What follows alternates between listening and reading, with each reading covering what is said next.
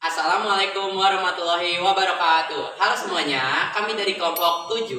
Kami di sini sudah menemukan kata kunci yang telah kami cari. Sebelumnya perkenalkan, di sini ada anggota kami. Saya Viva Hanani, saya akan menjelaskan kata kunci mobilitas sosial.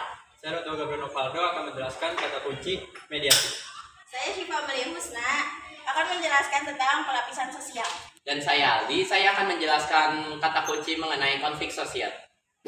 Saya akan menjelaskan tentang mobilitas sosial. Mobilitas sosial merupakan perubahan kedudukan masyarakat dari satu status sosial ke status sosial yang lainnya.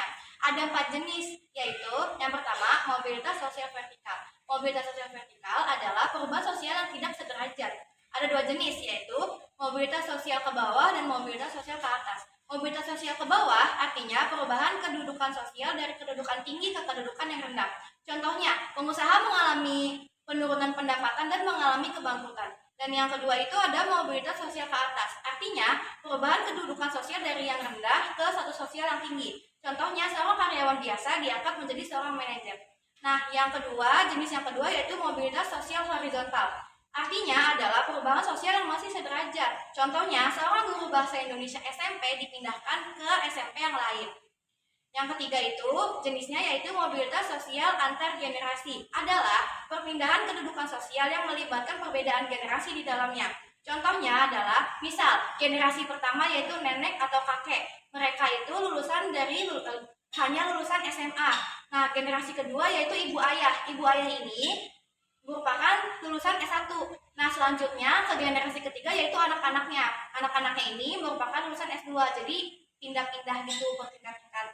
Nah, yang keempat itu ada mobilitas sosial intragenerasi, merupakan kedudukan sosial pada generasi yang sama. Contohnya yaitu seorang anak kelas 10 yang sangat pandai mengikuti program akselerasi. Ketika naik kelas, ia langsung naik ke kelas 12. Nah, itu kan segenerasi ya, sama-sama anak kelas 10. Berarti itu termasuk mobilitas sosial intragenerasi. Nah, mediasi itu adalah penengahan atau pengantaran.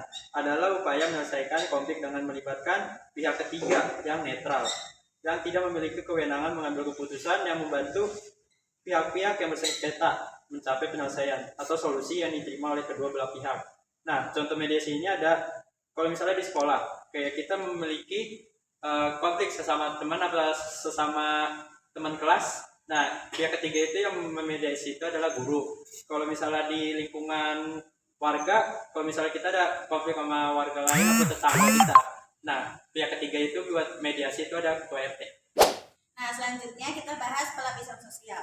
Pelapisan sosial merupakan pembeda tinggi dan rendahnya kedudukan atau posisi seseorang dalam kelompoknya jika dibandingkan dengan posisi seseorang maupun kelompok lainnya.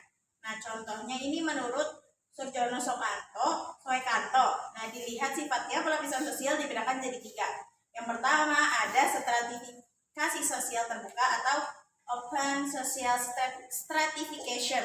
Nah, di mana anggota dari setiap strata sulit mengadu mobilitas vertikal. Contohnya, seorang yang miskin bisa menjadi kaya jika dia mau berusaha.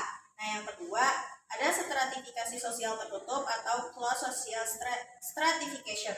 Nah, ini bersifat dinamis karena mobilitasnya sangat besar. Setiap anggota strata dapat bebas melakukan mobilitas sosial, baik vertikal maupun horizontal. Nah, contohnya rasis gitu. Jadi kulit hitam atau orang negro yang dianggap di posisi rendah karena tidak bisa saing sama yang berkulit putih gitu.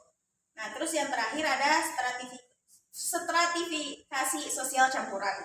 Nah, ini merupakan kombinasi antara stratifikasi tertutup dan terbuka. Contohnya, seseorang yang memiliki kasta Brahmana mempunyai kedudukan terhormat di Bali. Namun apabila dia pindah ke Jakarta menjadi budak atau buruh, ia harus menyesuaikan diri dengan aturan kelompok masyarakat di Jakarta. Saya ingin menjelaskan tentang etonisme. Etonisme ada penilaian terhadap kebudayaan lain atas dasar nilai sosial dan standar budaya sendiri.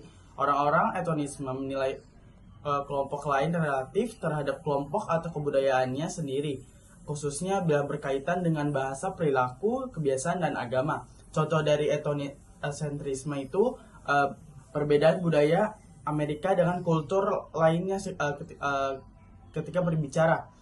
Budaya Amerika itu mengharuskan seseorang untuk menatap orang lain ketika berbicara, namun di dalam budaya non Amerika hal ini tidak diperbolehkan. Nah, selanjutnya ini ada yang terakhir, kata kunci yang terakhir yaitu konflik sosial.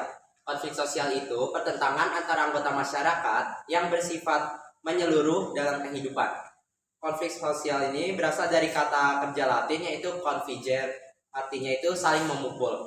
Secara sosiologi, konflik diartikan sebagai suatu proses sosial antar dua orang atau lebih. Nah, konflik sosial ini yang terjadi di masyarakat itu ada beberapa contohnya, dan itu tuh ada banyak banget. Tapi yang saya ambil itu di sini cuma ada beberapa. Contoh yang pertama itu ada tawuran, yang kedua pelecehan, yang ketiga korupsi, dan yang terakhir krisis ekonomi. Oke, sekian presentasi mengenai kata kunci dari kelompok kami, kelompok 7. Kurang lebihnya mohon maaf. Wassalamualaikum warahmatullahi wabarakatuh.